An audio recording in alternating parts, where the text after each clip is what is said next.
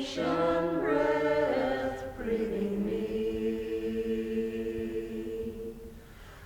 Ocean breath breathing.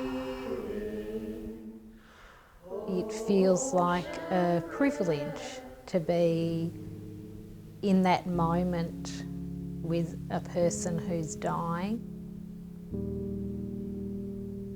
The seeds of the Threshold Choir really started a long time ago when I was part of a local choir, and we decided one year to go and sing Christmas carols at the St Vincent's Hospital. And we got to one ward and the nurse said, look, there's a family who have got, their relative who is dying. Would you mind going and singing for them? And as soon as we went there, we felt the importance of this moment. And we were all, I think everyone wanted to cry, but we all had to push that emotion to the side because we wanted to give them this gift of the song. Songs can bring a peace or a comfort to the patients, to the families, to the nursing staff, and that the songs can touch and go to places in people that words can't. In 2012, I had a personal health crisis. I was faced with my own mortality and ended up deciding to go to Peru and went to a health retreat over there and worked with shamans. They sing icaros and songs as part of their healing tradition, and they have a very different perspective on death. They see it as another life transition and not an ending but a new beginning. So when we go into the room to sing for people, we let them know that they don't need to do anything. We're not singing to entertain people. So we invite people to close their eyes if they like.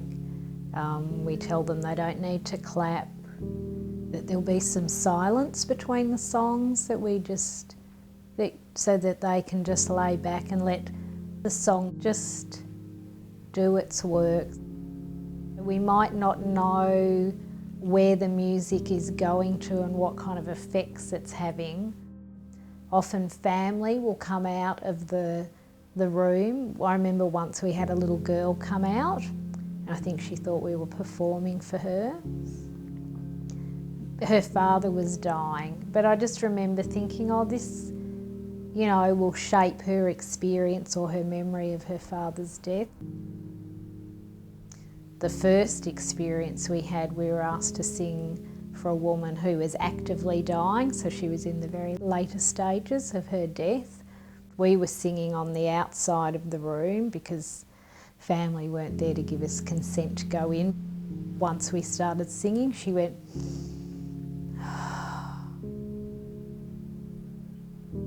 we're part of a bigger conversation, and that conversation is about how to have a good death.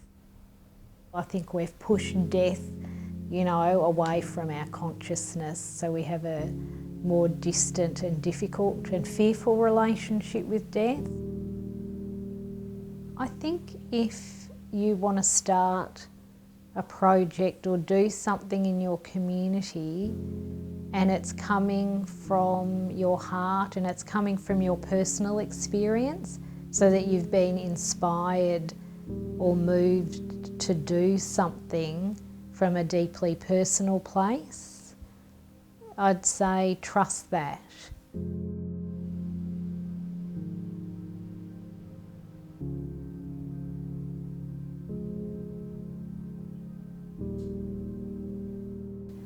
And we always say the greatest compliment for us is if someone falls asleep.